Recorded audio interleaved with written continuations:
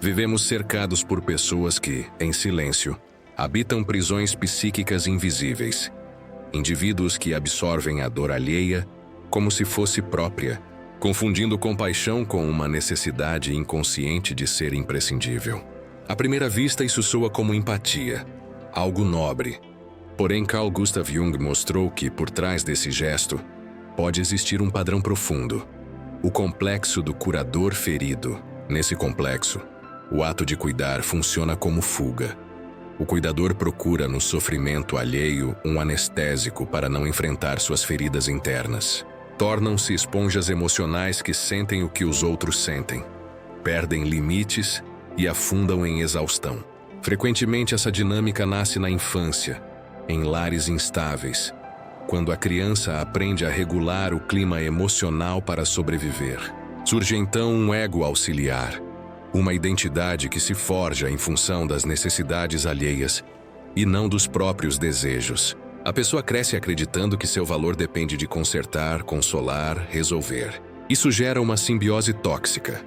O salvador mantém o outro infantilizado e o salvo perde a chance de amadurecer. Neste primeiro episódio, vamos mapear as raízes desse padrão, reconhecer seus sinais iniciais e abrir caminho para os primeiros passos rumo a limites saudáveis. Ao longo das próximas partes, veremos exemplos, exercícios práticos para erguer limites emocionais, estratégias para reencontrar o eu genuíno e relatos que ilustram como a individuação transforma relações e devolve liberdade interior. Se você quer continuar aprendendo sobre autoconhecimento, relações saudáveis e liberdade emocional, inscreva-se no canal agora, deixe seu like para apoiar nosso trabalho e ative o sininho de notificações para receber todos os vídeos novos em primeira mão. Não fique de fora dessa jornada. Desde cedo, muitos que carregam o complexo do curador ferido foram forçados a amadurecer antes da hora. Cresceram em lares onde os adultos estavam emocionalmente ausentes, instáveis ou sobrecarregados, e, para sobreviver, desenvolveram uma sensibilidade extrema às mudanças de humor ao redor. Essa habilidade de ler o ambiente não surgiu por escolha, mas como mecanismo de proteção. A criança aprende que precisa estar atenta para evitar explosões, crises ou abandonos. Assim nasce o que Jung chamou de ego auxiliar, uma máscara emocional que coloca o bem-estar dos outros acima de si mesmo. Essa identidade falsa faz com que a pessoa se torne cuidadora, conselheira ou pacificadora desde cedo. O preço é alto. Sua verdadeira individualidade fica soterrada, sufocada pela necessidade de ser aceita e necessária. O tempo passa, mas essa programação inconsciente persiste. Já adultos continuam acreditando que sua importância depende de aliviar o sofrimento dos outros, confundindo sacrifício com amor. O mais perigoso é que esse comportamento se disfarça de generosidade, mas, na prática, aprisiona tanto quem ajuda quanto quem é ajudado, mantendo ambos presos em ciclos de imaturidade emocional. É nesse ponto que a confusão começa. Será que isso é empatia ou apenas dependência mascarada? Quando Jung analisou essa dinâmica, percebeu que a fusão emocional gerada pelo ego auxiliar cria um terreno fértil para relações de dependência. O indivíduo passa a acreditar que sua missão é sentir e sofrer junto com os outros, como se carregar a dor alheia fosse prova de amor. Mas isso não é amor, é confusão. É a incapacidade de reconhecer limites entre o eu e o outro. Esse estado, chamado por Jung de fusão psíquica primitiva, faz com que o indivíduo viva constantemente em alerta, absorvendo humores, tensões e dores ao redor, como uma esponja emocional. A consequência é devastadora. A pessoa perde sua autonomia, não sabe mais onde termina sua identidade e onde começa a dos outros. Vive em estado crônico de ansiedade, culpa e cansaço. Quanto mais tenta ajudar, mais se afunda, acreditando que sem seu sacrifício, o outro não sobreviverá. Esse comportamento, por mais que pareça altruísta, gera uma armadilha. Impede o outro de amadurecer e impede a si mesmo de encontrar equilíbrio. No fundo, trata-se de uma fuga sofisticada da própria dor. um desvio inconsciente que mantém ambos estagnados. Agora eu quero saber de você. Já se pegou exausto por tentar resolver problemas que nunca foram realmente seus? Compartilhe nos comentários, talvez sua experiência ajude outra pessoa a se reconhecer também. Esse padrão, quando não percebido, pode transformar relacionamentos em verdadeiros cárceres emocionais. O indivíduo que se coloca nesse papel de salvador começa a desenvolver uma visão distorcida da própria vida, onde cada gesto, cada palavra e cada atitude estão condicionados ao bem-estar do outro. Ele passa a acreditar que sua própria existência só tem valor quando está ligado à missão de reparar, curar ou aliviar quem o cerca. Isso cria uma teia invisível, mas muito resistente, que aprisiona ambos. Aquele que depende e aquele que se sacrifica. O mais perigoso é que esse comportamento é alimentado por recompensas sutis. Um olhar de gratidão, uma frase de reconhecimento ou até a simples sensação de ser necessário. Essas pequenas doses de validação reforçam o ciclo, tornando ainda mais difícil escapar dele. Com o tempo, o salvador perde sua essência. Esquece de seus sonhos e desejos, e sua vida passa a girar em torno de um sistema de resgate constante, que nunca se esgota e nunca traz paz. Me diga, você já sentiu que viveu para os outros e esqueceu de si mesmo? Quero ler suas respostas nos comentários.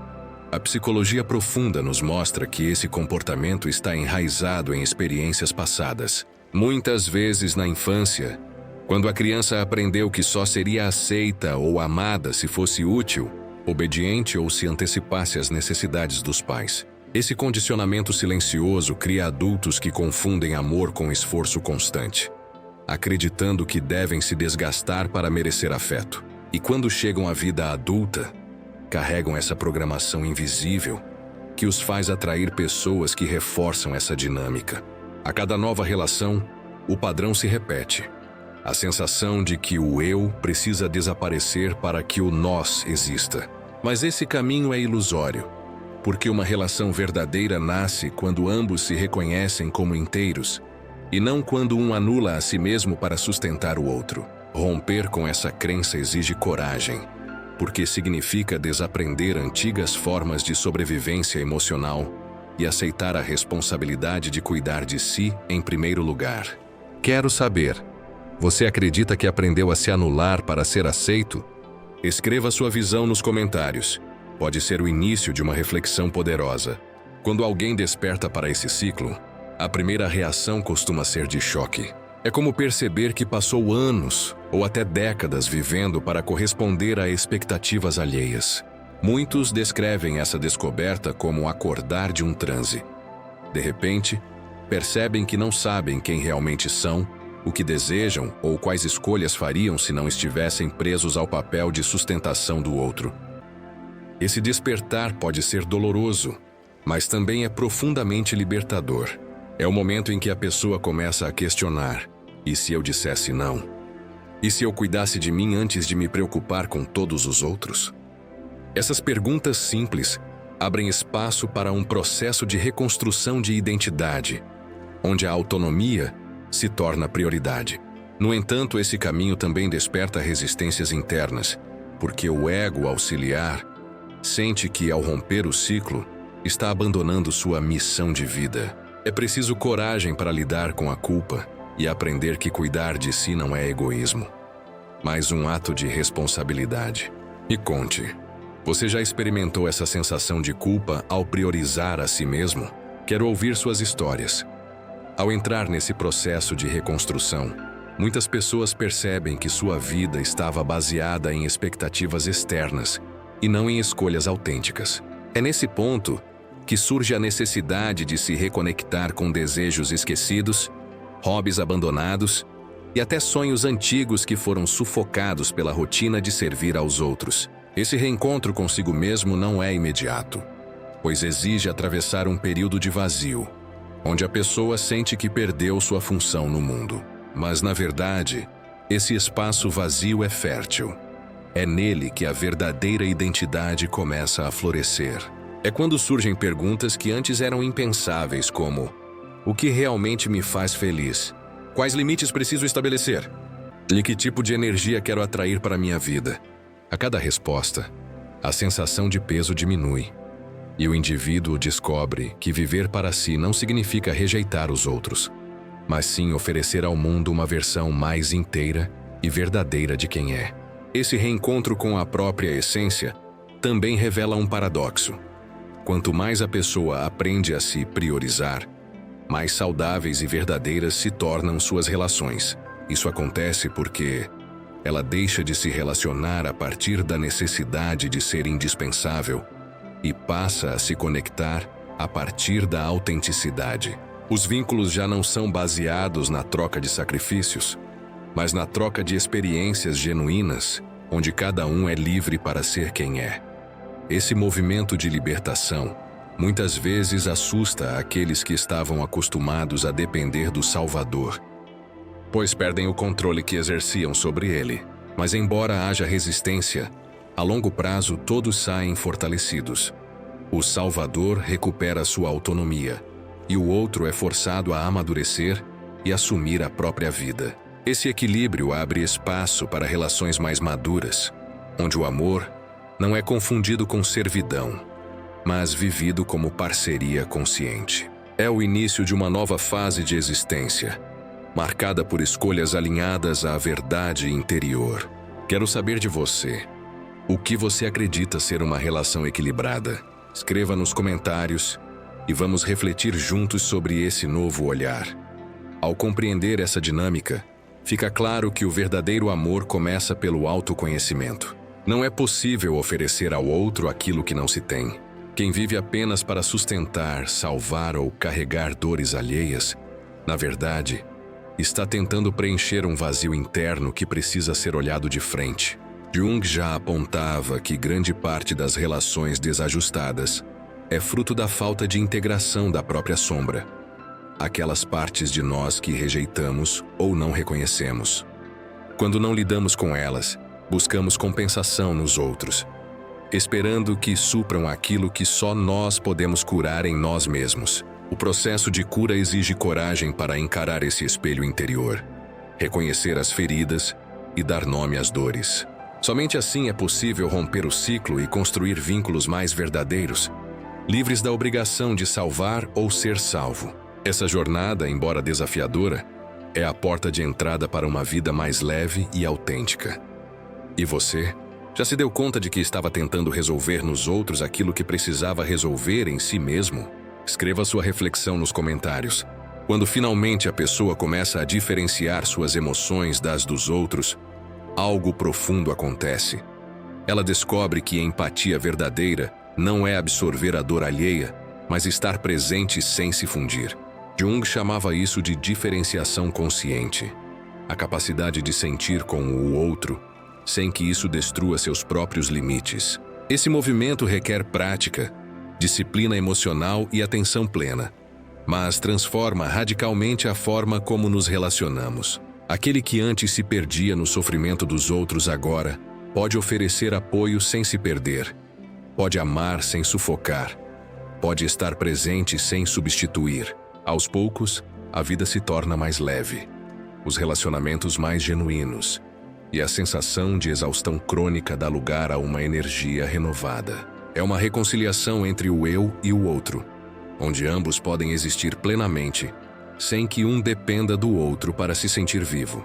Me conte, como você pratica ou poderia praticar a empatia sem se sobrecarregar? Comente sua experiência. Inspire outras pessoas a encontrarem equilíbrio. Ao longo desse processo, outro aspecto se torna evidente. A liberdade emocional não é um ato isolado, mas um movimento constante de autoconhecimento e vigilância interna. Cada vez que você percebe que está assumindo uma dor que não é sua e decide devolvê-la ao outro, está treinando a mente para reconhecer limites, proteger sua energia e fortalecer sua identidade. Jung enfatizava que essa prática não é egoísmo, mas maturidade psíquica. É um passo essencial para interromper ciclos de codependência emocional que muitas vezes atravessam gerações. Além disso, A disciplina de observar-se e diferenciar o que é seu do que pertence aos outros permite que relações previamente desgastantes se transformem.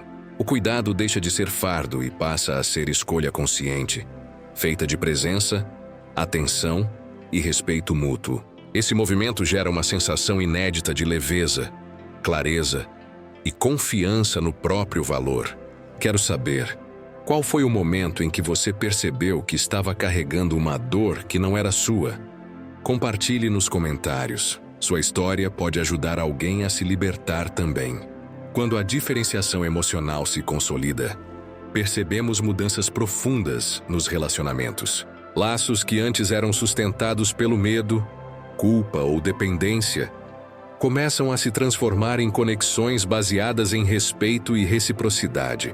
Aqueles que dependiam do Salvador podem reagir com resistência no início. Acusações de egoísmo ou frieza são comuns. Mas essa reação é sinal de que o outro está sendo convidado a amadurecer e assumir a própria vida. A longo prazo, relações assim se fortalecem, porque não são mantidas por necessidade ou manipulação, mas pela escolha consciente de estar junto. É nesse contexto que a verdadeira compaixão se revela. Não é carregar a dor do outro, mas oferecer suporte sem absorver, estar presente sem se dissolver e amar sem se anular. Jung via nesse movimento a essência da individuação, tornar-se inteiro e permitir que o outro também se torne. Me conte nos comentários. Você já passou por uma mudança assim em seus relacionamentos? Como foi lidar com a resistência do outro ao seu crescimento? Chegamos à última etapa dessa jornada de libertação emocional. Quando você assume a responsabilidade por si mesmo e permite que o outro também faça o mesmo, algo transformador acontece. A vida deixa de ser um campo de batalha de sacrifícios e torna-se um espaço de autenticidade e presença. As relações se redefinem, não mais baseadas em dependência ou necessidade, mas na escolha consciente de estar junto. O silêncio que antes parecia vazio agora é preenchido com a energia do próprio eu. Você descobre que não precisa se dissolver na dor do outro para amar, que compaixão verdadeira nasce da integridade psíquica, da capacidade de sustentar a própria vida e observar a do outro com clareza. Jung nos lembra que esse processo exige coragem, disciplina e prática contínua, mas é a porta para relacionamentos genuínos, liberdade emocional e uma vida centrada em quem realmente somos. É o renascimento do eu que escolhe amar sem se perder, que se conecta sem sufocar, que existe plenamente e permite que o outro também exista. Agora quero que você reflita. Você está pronto para assumir sua própria vida e permitir que os outros façam o mesmo? Escreva nos comentários, eu escolho minha liberdade. E compartilhe essa decisão de transformação.